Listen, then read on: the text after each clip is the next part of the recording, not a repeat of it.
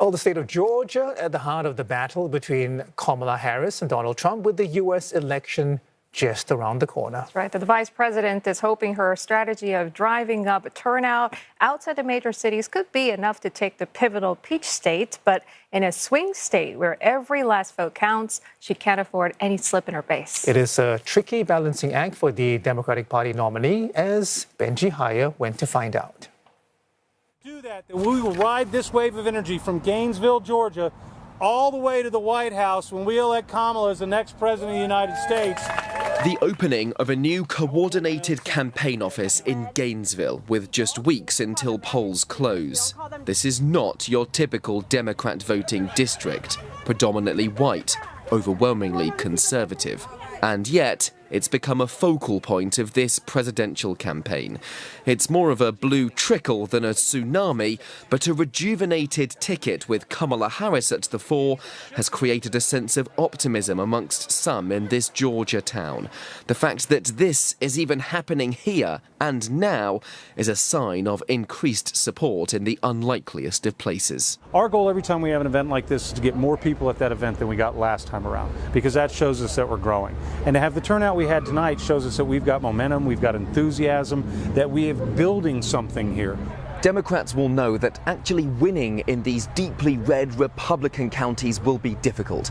But even if they lose, this is about narrowing the margins, moving the needle just that little bit, especially in rural areas. The hope for them is those small gains can make a big difference in this election. It's why Kamala Harris has been campaigning herself in these rural regions on a big bus tour.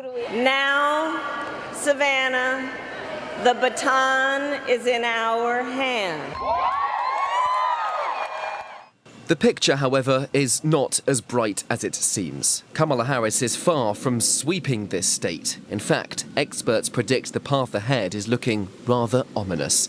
That's because many African Americans are shifting towards the Republicans, attracted by Donald Trump and feeling let down by the Democrats on the economy, immigration, foreign policy, abortion, or social issues. For a state that's a third black, that could be detrimental for Harris. She's not getting the black vote she needs. She's somewhere around 80% of the black vote, sometimes as low as in the upper 70s, the low 80s.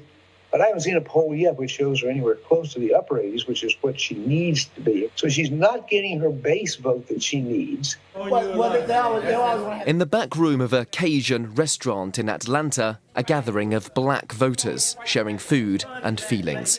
Most people round this table were once Democrats. No longer. Now they see Kamala Harris as a masquerader, someone who doesn't represent their values or interests. Instead, they're breaking bread over the billionaire businessman. Sure, Donald Trump is not to everyone's taste, but life, they say, was more palatable under the former president. Yes, with his sloppy communication and his inability to kind of word things in a very diplomatic way, he commands respect. We're not in a relationship. He's not my baby daddy. He's not my pastor. He is a businessman that loves this country and is willing to fight to the death. Do I think that Kamala Harris has overlooked the black community? 100%.